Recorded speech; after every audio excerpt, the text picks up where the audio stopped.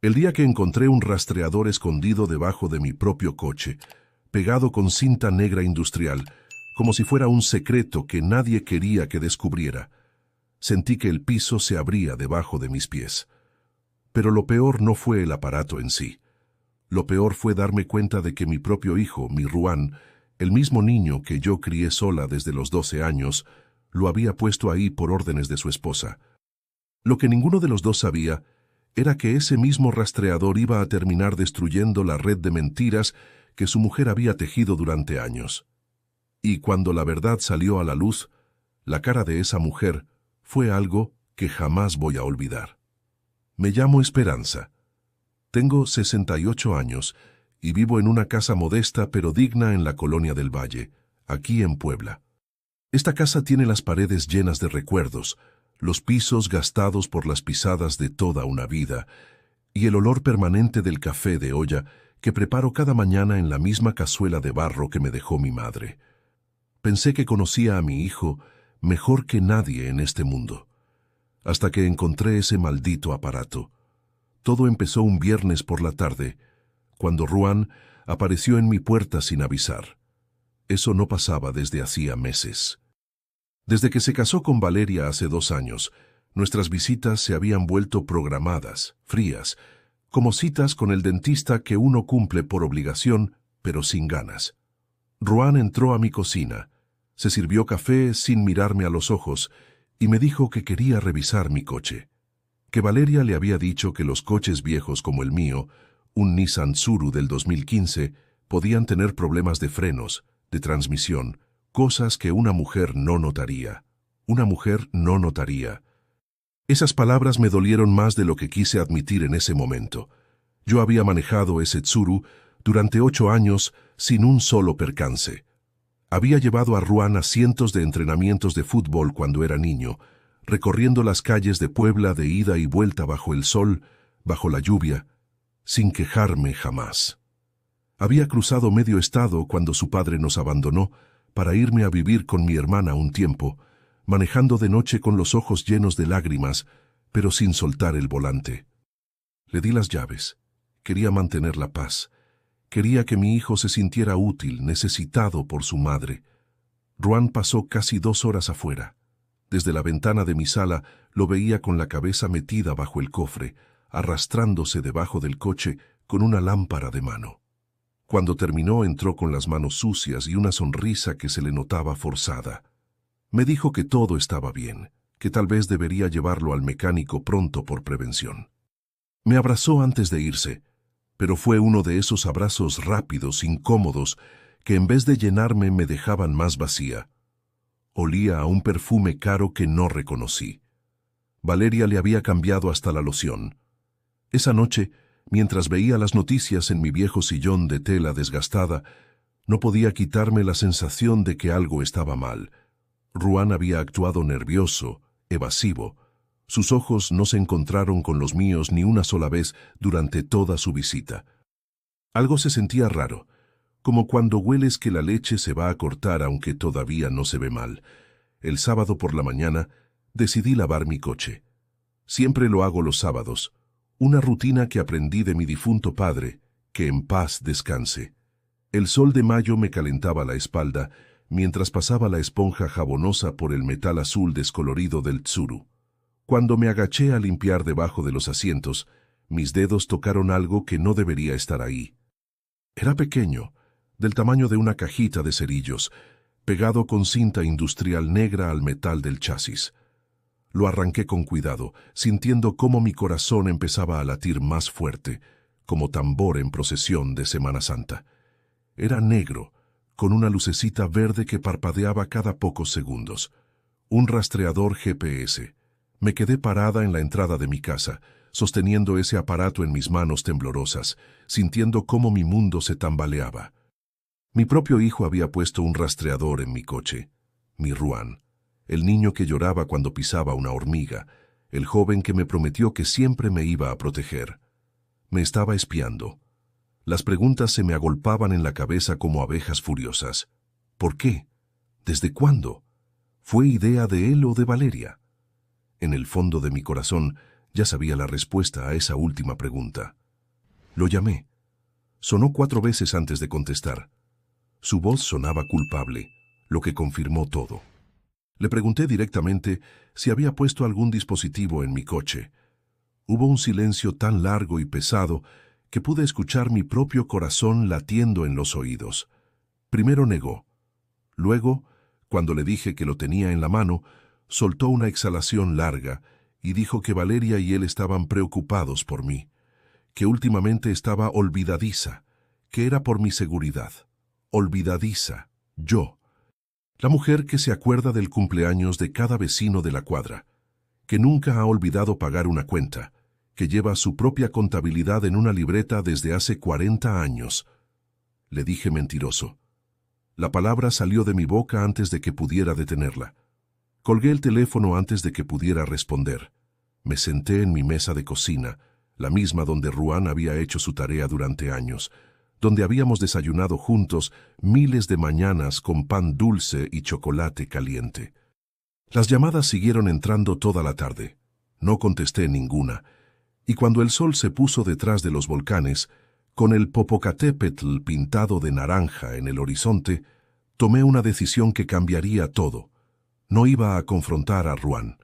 No iba a gritar, ni llorar, ni suplicar por explicaciones que sabía serían más mentiras. En vez de eso, caminé hasta mi pequeño taller donde guardo mis herramientas. Busqué pegamento industrial y cinta adhesiva nueva. Si querían jugar a ser espías, les iba a enseñar cómo se jugaba realmente ese juego.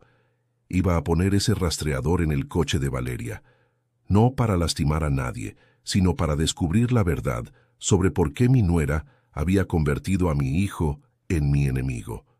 Lo que descubrí esa noche me hizo ver que no conocía a mi nuera en absoluto.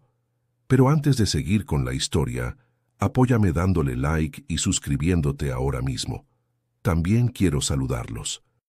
Déjame en los comentarios tu nombre, tu ciudad e ideas para próximas historias. Gracias. Esa noche no pude dormir.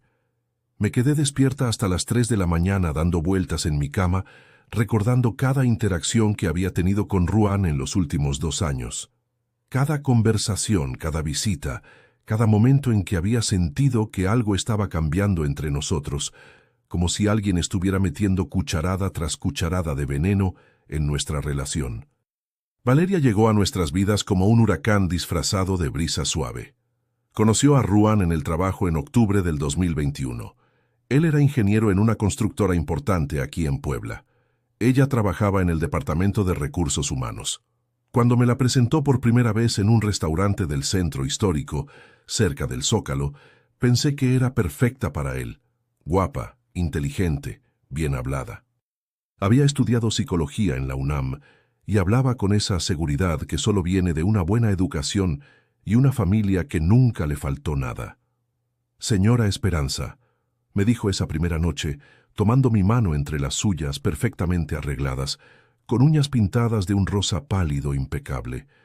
Ruan me ha contado tanto de usted.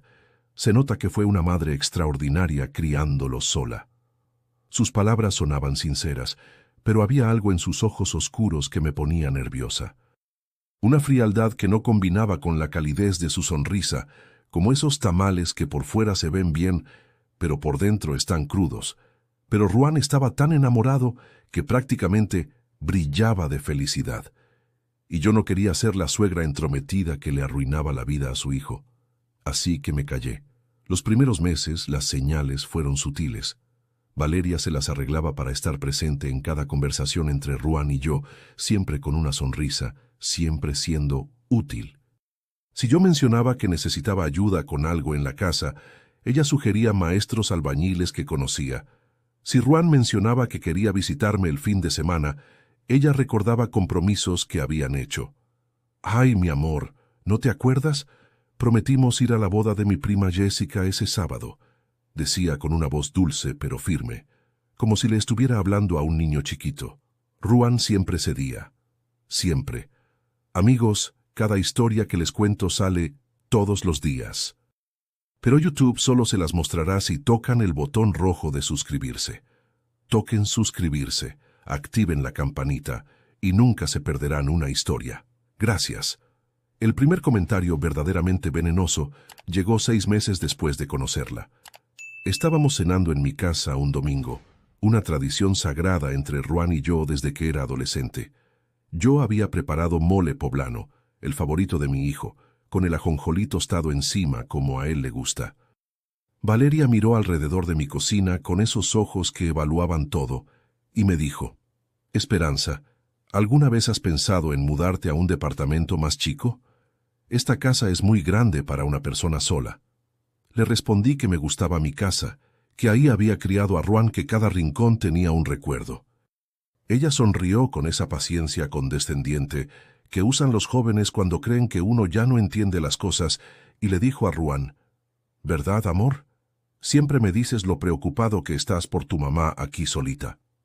Ruan asintió automáticamente, como si fuera un títere al que le jalan el hilo. Es verdad, mamá. A veces me quedo despierto pensando si estarás bien aquí sola. Esa fue la primera vez que sentí que Valeria estaba metiendo ideas en la cabeza de mi hijo, ideas que él nunca había tenido antes de conocerla. Los comentarios siguieron llegando gota a gota, como veneno que se filtra lentamente en un vaso de agua de Jamaica, siempre disfrazados de preocupación, siempre aparentemente bien intencionados. ¿Has notado que tu mamá se está volviendo más olvidadiza?, le preguntaba a Ruan cuando pensaba que yo no podía escuchar. Tal vez deberíamos visitarla menos seguido. No queremos ser una carga para ella. Ruan comenzó a cambiar. El hijo que solía llamarme 3 veces por semana empezó a llamar una vez. El joven que aparecía sin avisar para arreglar cualquier cosa descompuesta en mi casa empezó a preguntar primero si era un buen momento. Cuando les conté que había decidido renovar mi baño, Ruan me miró como si le hubiera dicho que me iba a ir de mochilera a Europa. Le expliqué que tenía mis ahorros, 150,000 pesos que había guardado exactamente para cosas así. Valeria casi se atraganta con su agua de horchata. 150,000 pesos. Eso es mucho dinero para tener guardado en una cuenta de ahorros.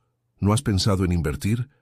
Ruan y yo conocemos un excelente asesor financiero. Le dije que estaba bien con mis ahorros donde estaban, pero esa noche escuché a Valeria hablando con Ruan en voz baja en el patio trasero mientras yo lavaba los trastes. Tu mamá no está siendo práctica con su dinero, amor. A su edad debería estar pensando en su futuro. ¿Qué pasa si se enferma? Si necesita cuidados especiales, ese dinero se va a acabar muy rápido. Tal vez deberíamos ayudarla a tomar mejores decisiones financieras. A partir de esa noche, Ruan empezó a hacerme preguntas sobre mis finanzas que nunca había hecho antes. Preguntas que sonaban exactamente como las sugerencias de Valeria, repetidas palabra por palabra con la voz de mi hijo. El golpe más duro llegó 6 meses antes de encontrar el rastreador. Ruan vino a visitarme un martes por la noche, algo inusual. Se quedó parado en mi sala con las manos en los bolsillos, evitando mi mirada, y me dijo que Valeria y él habían decidido espaciar las visitas, que ella pensaba que Ruan era demasiado dependiente de mí, que necesitaba establecer límites saludables como hombre casado. Límites saludables. Esas eran palabras de Valeria, no de mi hijo. Ruan nunca había usado términos de psicología en su vida. El muchacho que conozco habla de fútbol, de tacos, de ingeniería, no de límites saludables. Después de esa conversación, las visitas se redujeron a una vez al mes, luego cada 6 semanas. Las llamadas se volvieron breves e incómodas. Y ahora, mirando el rastreador en mi mesa de cocina, entendí todo lo que había pasado. Valeria no solo había envenenado la mente de mi hijo contra mí, lo había convertido en su espía. Me levanté y caminé hasta la ventana que da al jardín trasero donde Ruan jugaba cuando era niño. El columpio oxidado todavía colgaba del viejo árbol de aguacate, moviéndose con la brisa nocturna. Ahora entendía por qué Valeria había insistido en que Ruan revisara mi coche. Los comentarios sobre mi dinero, las preguntas sobre mis finanzas, las sugerencias de mudarme a un lugar más chico, todo apuntaba a algo más que simple control. Valeria tenía planes, y esos planes incluían asegurarse de que Ruan heredara mi casa y mis ahorros lo antes posible. Mi casa valía aproximadamente 2 millones de pesos. Sumado a mis ahorros, eran casi 2,5 millones que, como su único heredero, Ruan recibiría cuando yo faltara. 2,5 millones que Valeria no podría tocar mientras Ruan mantuviera una relación cercana conmigo. Tomé el rastreador en mis manos otra vez. En la parte de atrás tenía un número de serie y el nombre de la marca. Lo busqué en internet y descubrí que costaba casi 5,000 pesos. No era barato. También descubrí algo más interesante. El dispositivo guardaba un historial de ubicaciones de los últimos 30 días. Valeria y Ruan habían estado rastreándome durante un mes entero. Me quedé despierta hasta el amanecer, aprendiendo cómo funcionaba ese aparato, cómo descargar la información. Y cuando el sol salió sobre los techos de mi colonia, ya tenía un plan. Si querían espiarme, perfecto. Pero era hora de descubrir qué secretos estaba escondiendo mi nuera, porque tenía la sospecha de que Valeria no era la mujer perfecta que fingía ser. El lunes por la mañana me desperté con una determinación que no había sentido en años. Había pasado el domingo entero practicando cómo quitar el rastreador y volverlo a pegar sin que se notara. Mis manos de 68 años ya no son tan ágiles como antes, pero la rabia me daba una precisión que me sorprendió a mí misma. A las 7 de la mañana, cuando sabía que Ruan ya había salido al trabajo y que Valeria estaría en su rutina de yoga, manejé hasta el fraccionamiento residencial Los Álamos donde vivían. Conocía bien el horario de mi nuera, porque Ruan solía contarme todos los detalles de su vida matrimonial en esos días, cuando todavía confiaba en mí. El estacionamiento era un mar de camionetas caras, Suburbans, BMWs, Audis. El Honda Civic rojo de Valeria destacaba no por ser lujoso, sino por ser el único coche que yo reconocía entre todos esos símbolos de estatus. Me estacioné 3 espacios más allá y esperé. Mi corazón latía tan fuerte que lo sentía en las orejas. No era miedo lo que sentía, sino una mezcla extraña de traición y determinación. Mi propio hijo me había convertido en detective a los 68 años. A las 8:15, Valeria salió del edificio vestida con su ropa de ejercicio de marca. Hasta para ir al gimnasio se veía perfecta. El cabello oscuro recogido en una coleta alta, maquillaje sutil pero impecable, ropa deportiva que probablemente costaba más que lo que yo gasto en despensa en un mes. Subió a su coche y se alejó sin mirar atrás. Esperé 5 minutos más y luego actué. Me acerqué a su espacio de estacionamiento y me agaché junto al coche. Mis rodillas protestaron con ese crujido que hace el cuerpo cuando ya tiene muchos años encima, pero ignoré el dolor. Con cuidado, deslicé el rastreador debajo del chasis trasero, exactamente en el mismo lugar donde Ruan lo había puesto en Mitsuru. La ironía era casi poética. De regreso en mi casa descargué la aplicación en mi teléfono y configuré la cuenta. En menos de 10 minutos tenía acceso completo a los movimientos de Valeria. Los primeros 3 días no mostraron nada raro. Gimnasio, supermercado, salón de belleza, almuerzo con amigas en restaurantes del centro histórico. Sus patrones eran predecibles y aburridos, como los de cualquier señora con dinero y tiempo de sobra. Pero el jueves algo cambió. A las 10:30 de la mañana, en lugar de ir al gimnasio, el punto rojo de su ubicación se movió hacia una zona de la ciudad que no reconocía. Un fraccionamiento residencial a unos 30 minutos del centro, donde las casas eran modestas, pero bien cuidadas. Se quedó ahí durante 3 horas. El viernes lo mismo, y el lunes siguiente también. Mi curiosidad se convirtió en sospecha, y mi sospecha en una necesidad desesperada de saber qué estaba haciendo mi nuera en esa dirección 3 veces por semana. El martes decidí seguirla en persona. Me sentía como una de esas mujeres de las telenovelas que veía de joven con mi mamá, espiando desde mi coche, mientras mantenía una distancia prudente. Era ridículo y emocionante al mismo tiempo. Hacía años que no me sentía tan viva, tan enfocada en algo que no fuera mi soledad. Valeria manejó exactamente a donde el rastreador me había dicho que iría. Una calle tranquila en la colonia La Paz, llena de casas de los años 80 con jardines pequeños y buzones de correo descoloridos por el sol poblano. Se estacionó frente al número 47, una casa de 2 plantas con pintura beige que necesitaba una repintada y un jardín lleno de rosales rojos. Y entonces lo vi. Un hombre salió de la casa a recibirla. Alto, cabello castaño oscuro, vestido con jeans y camisa azul. Cuando Valeria bajó de su coche, él la abrazó. No fue un abrazo de amigos, fue el abrazo de 2 personas que se conocían íntimamente, de 2 personas que se habían extrañado. Y después vino el beso. No fue un beso en la mejilla ni un saludo casual. Fue un beso profundo, apasionado, del tipo que se dan los amantes que llevan tiempo juntos. Duró tanto que tuve que apartar la mirada. Cuando volví a mirar habían entrado a la casa. Me quedé sentada en Mitsuru durante 20 minutos, procesando lo que acababa de ver.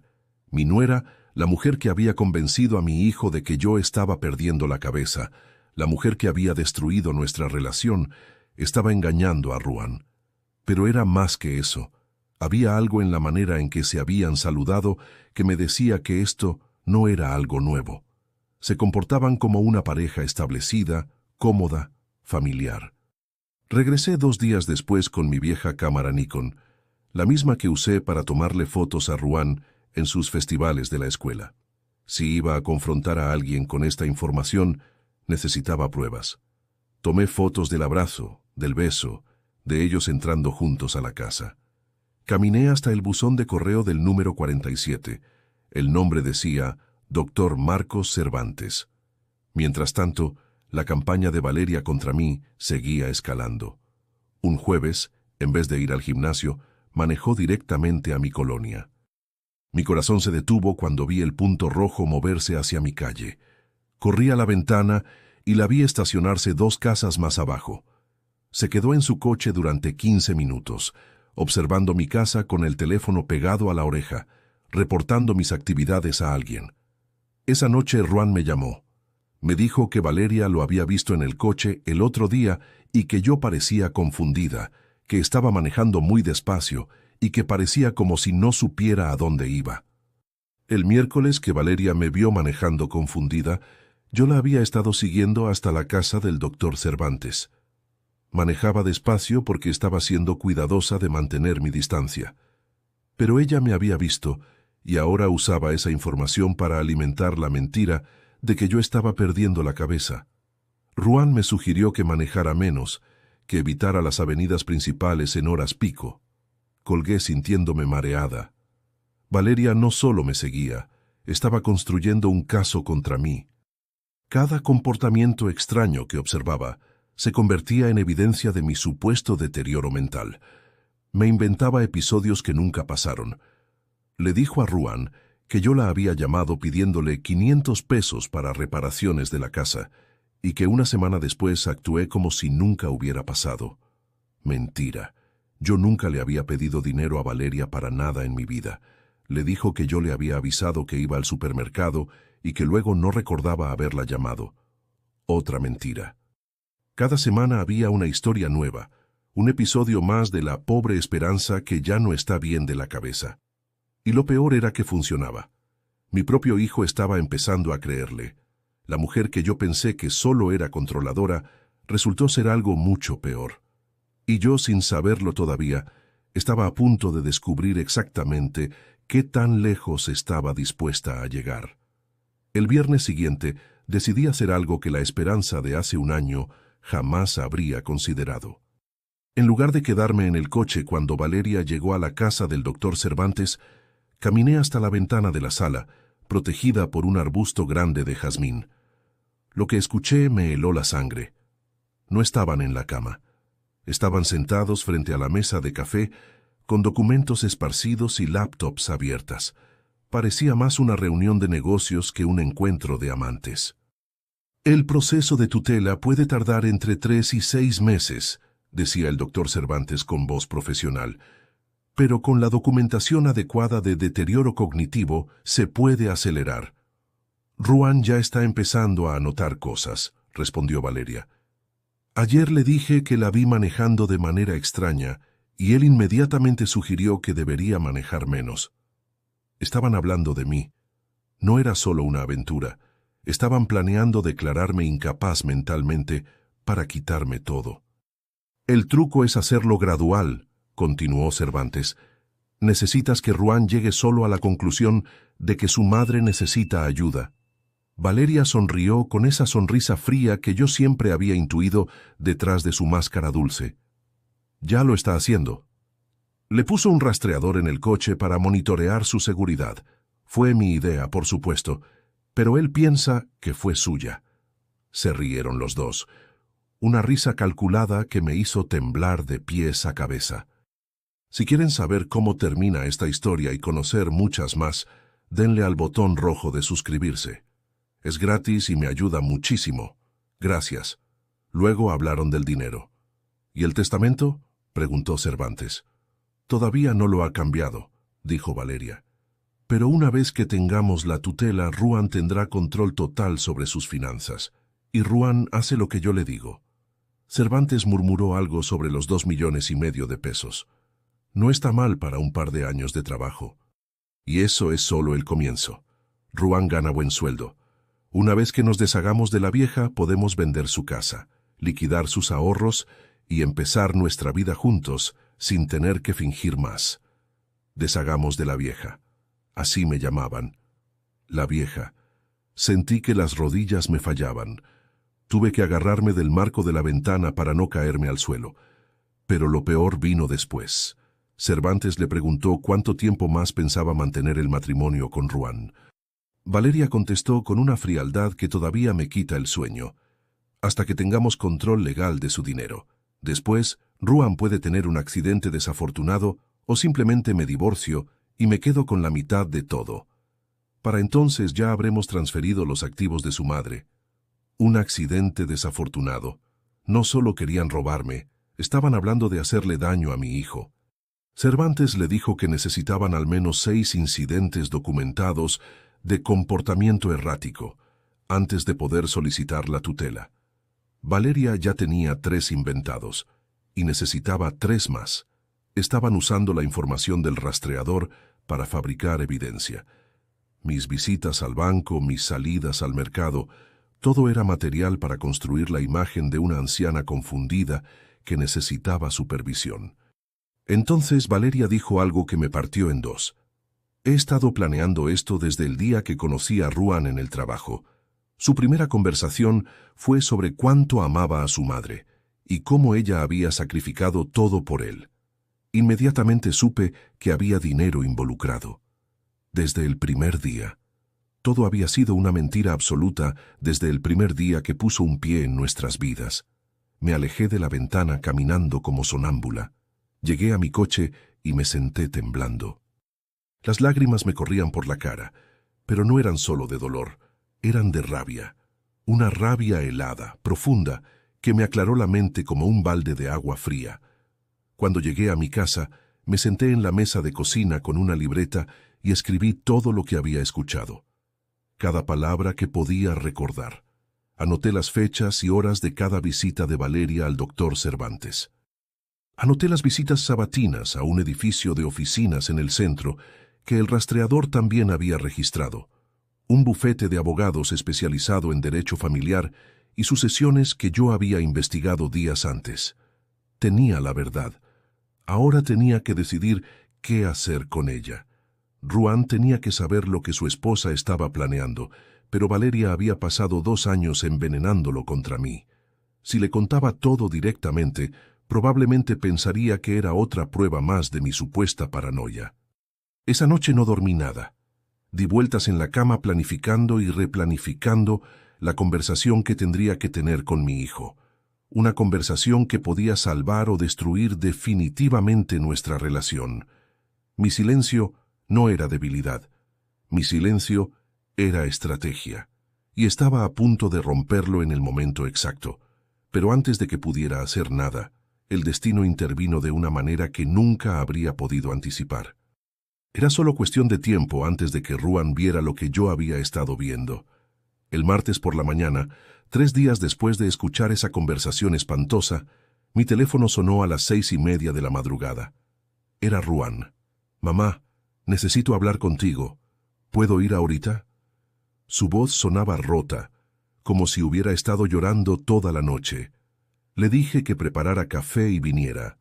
Llegó en 15 minutos, aunque su casa estaba a 25. Debió haber manejado como loco por las calles vacías de Puebla. Cuando abrí la puerta, me quedé sin aire. Mi hijo se veía terrible, ojos rojos e hinchados, cabello desordenado, ropa arrugada como si hubiera dormido vestido.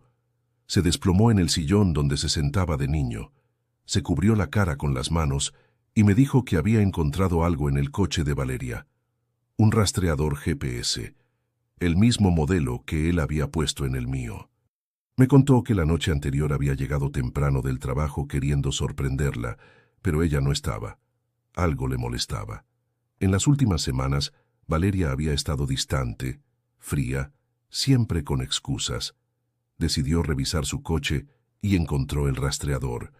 El historial mostraba visitas frecuentes a una casa que nunca le había mencionado y a un edificio de oficinas en el centro.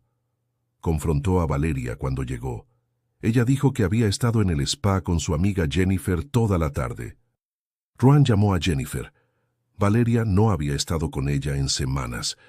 «Mamá, creo que Valeria me está engañando», me dijo con esa misma mirada que tenía de niño cuando se daba cuenta de que había hecho algo malo. Pero esta vez él era la víctima.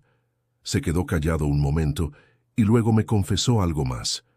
Había revisado sus cuentas bancarias. Valeria había estado sacando dinero, cantidades pequeñas pero constantes. 500 aquí, 300 allá. En 6 meses, casi 8,000 pesos. Y luego vino lo que yo había estado esperando escuchar, sin atreverme a provocarlo. Me dijo que las cosas que Valeria le había estado diciendo sobre mí no tenían sentido, que yo nunca la había llamado para decirle que iba al supermercado, que yo nunca le había pedido dinero, que los límites saludables eran palabras de ella, no de él. «Es por tu dinero, ¿verdad?», me preguntó mirándome directamente a los ojos, y por primera vez en 2 años vi a mi hijo real. No la versión manipulada que Valeria había creado, sino el muchacho inteligente que yo había criado. Supe que había llegado el momento. Caminé a la mesa de cocina y saqué mi libreta con todo lo que había escuchado en casa del doctor Cervantes. Saqué las fotos de Valeria y él juntos. Le dije que se sentara, que lo que iba a contarle iba a dolerle. Durante la siguiente hora le conté absolutamente todo. Las fotos, la conversación que escuché, los planes de tutela, los abogados, la intención de deshacerse de él cuando ya no lo necesitaran. Le conté sobre el dinero que probablemente le daba a Cervantes. Le mostré cada evidencia que había reunido con la paciencia de una mujer que sabe que la verdad es su mejor arma. Ruan no dijo una palabra durante toda mi explicación. Su cara pasó por una gama de emociones: sorpresa, dolor, rabia y finalmente una determinación fría que nunca le había visto. Cuando terminé, se quedó callado 5 minutos completos. Luego me pidió que confiara en él una vez más, que lo que iba a hacer parecería como si estuviera protegiendo a Valeria, pero que no era así. «Voy a darle exactamente lo que quiere», me dijo desde la puerta. «Voy a actuar como el esposo ingenuo que piensa que ella es perfecta, pero ahora que sé la verdad, puedo usarla contra ella». Los siguientes 3 días fueron los más largos de mi vida. Limpié mi casa 3 veces, reorganicé mis armarios, leí el mismo capítulo de mi libro 4 veces sin absorber una sola palabra. El viernes por la noche, Ruan me llamó y me pidió que fuera a su casa el sábado a las 10 de la mañana. No me dijo por qué. Solo me pidió que confiara en él. El sábado llegué al fraccionamiento Los Álamos a las 10 en punto. Ruan abrió la puerta inmediatamente, como si hubiera estado esperando detrás de ella.